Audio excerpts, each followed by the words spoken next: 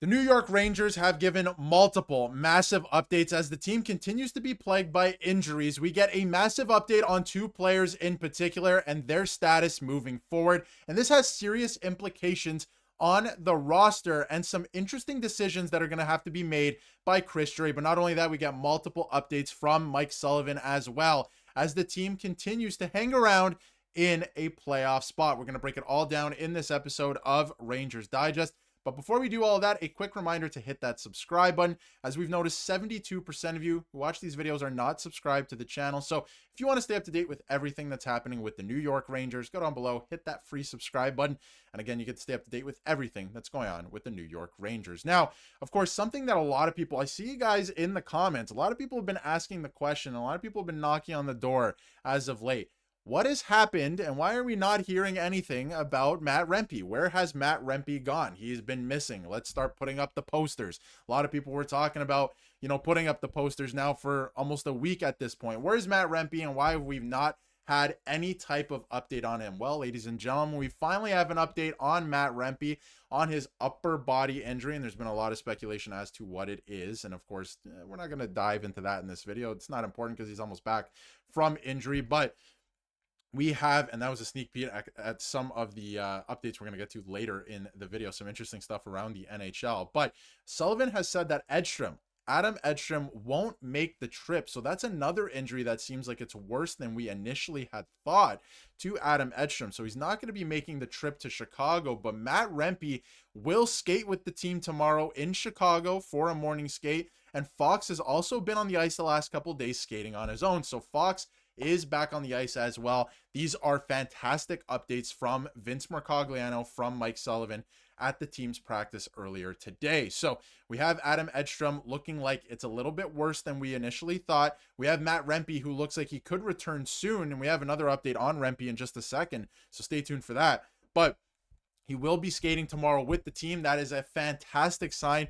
And Fox, of course, skating. That's always good to hear as well. So, a couple people speculating on Adam Edstrom's injury as well. And I said we weren't going to get into Matt Rempe's, but of course, you have to wonder about Edstrom's injury at this point. A lot of people are wondering if it has anything to do with the lower body injury he sustained in February last year, and it kept him sidelined for the rest of the year. He could have returned in the playoffs if they had made the playoffs, but ultimately that did not happen. So I wonder if it has something to do with that as well, if it's something that has been re-aggravated, because it didn't seem like it was anything significant, and now he's missing multiple games at this point and no real timeline for his return either. And you can see this Matt Rempe sighting, everybody. Matt Rempe sighting at the New York Rangers practice. He's in a non-contact jersey and he will be skating tomorrow morning with the team. So it looks like he's nearing a return. He's back on the ice. Seems like he's feeling pretty good. Of course, he wasn't taking part in the physicality in the drills and stuff like that. Of course, you can't really miss him. He's 6'7", 6'8" on skates, and he's wearing all red, so you can't miss him. He's right there. But he was definitely on the ice working on some stuff, so that's good to see. So he could be nearing a return at this point. And it was getting kind of weird, getting a little dicey, I think, when you take a look at, the fact that he's only played 9 games this year. He hasn't played in quite some time. And, I truly do like him personally on the fourth line. I think that he adds something to this team. He's worked on different skills, the last 2 years since he was initially called up and all he was doing was fighting. Of course, he adds that fighting presence. And that he can do that. So other teams are going to take less liberties with some of your guys. So not saying that teams have done that so far this year with the Rangers, but that you kind of have that in your back pocket. So personally, I think that if he continues to develop a lot of his skills, and keep in mind, he's only 23 years old, he's going to be just fine.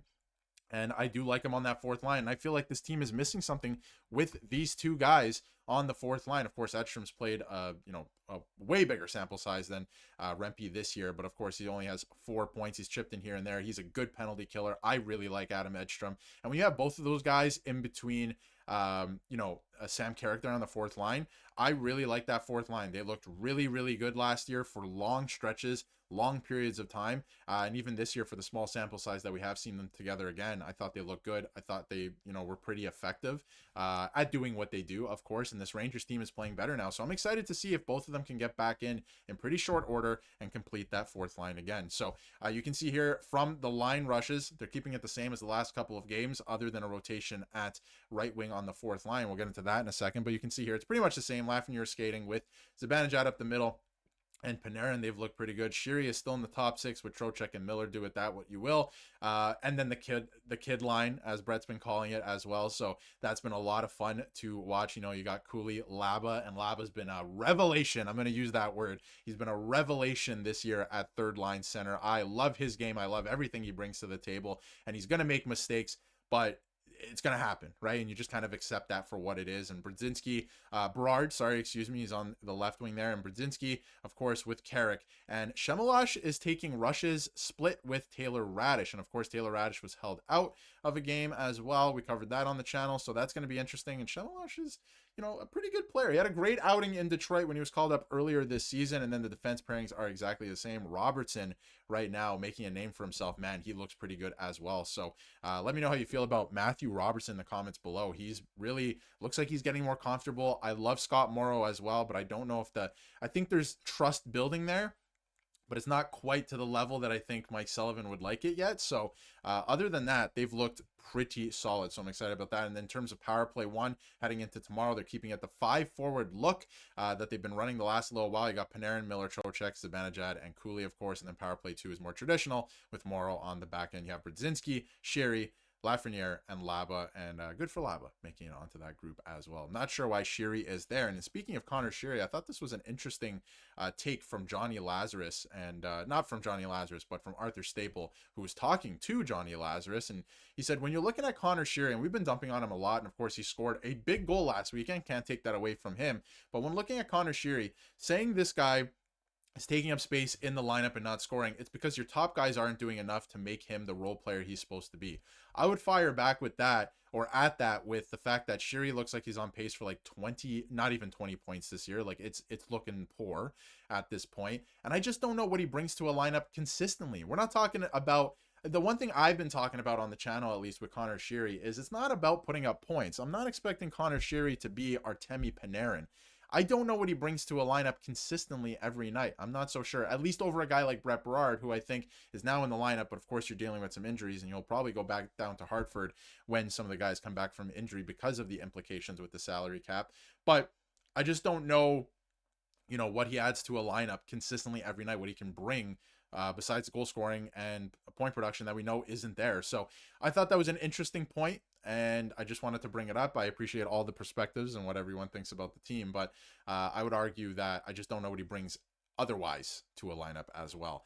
And then I wouldn't even say they're relying on him, but of course he is playing in the top six right now. They're dealing with some injuries. Now, some other updates from around the league, which I thought were very interesting before we wrap up here. The IIHF has confirmed that the ice surface for the Olympics is smaller. That is a thing. And the differences in rink specifications, are insignificant and should not impact either the safety or the quality of the game play. So it looks like the NHL is still going to go. I feel like it is definitely up in the air because of this at this point. It is very interesting to me. But all of that to say, I would imagine Fox is going to be there. JT Miller is going to be there. A couple other guys could make their way onto teams. You know, Mika Zibanejad, I would imagine, be on Team Sweden. So that'll be something very interesting to monitor if those guys do go over and how that affects their seasons too. So just wanted to bring that up and keep that in mind. Speaking of Mika Zibanejad, he was featured in the first episode of Road to the Winter Classic, which they brought back this year on the road to the Winter Classic in Florida against the Panthers, which the Rangers are taking part in this year. So, you know, it kind of gets into his personal life, his life away from the rink. So I thought that was pretty cool. So go check that out if you have an opportunity to do that. In terms of other updates too, right before we wrap up here, less than a week away from Chris Kreider's return to Madison Square Garden next week. Should be a very interesting game next week. That's going to be definitely one that you circle on the calendar. We'll be watching with great interest, of course, and there's going to be a ceremony. He's one of the best Rangers of all time. So we'll cover that when the time comes, but just something to keep in mind. That is coming up, and, you know, is going to be pretty significant. Now,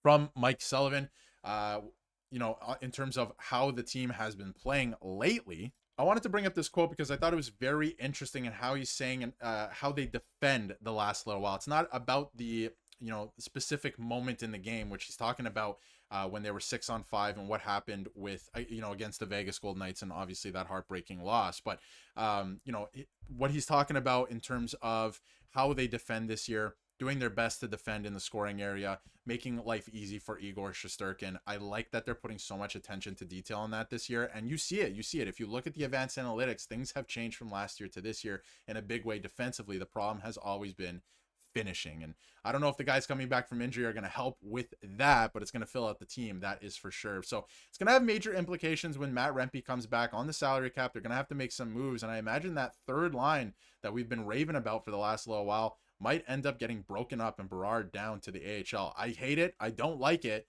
but that's business sometimes. So I wonder if they end up making a move. It's going to be interesting. And if Sheary wasn't here with that cap hit, maybe that wouldn't have to happen. But here we are. Anyway, let me know how you feel in the comments below. And if you haven't yet, hit that subscribe button so you can stay up to date with everything New York Rangers.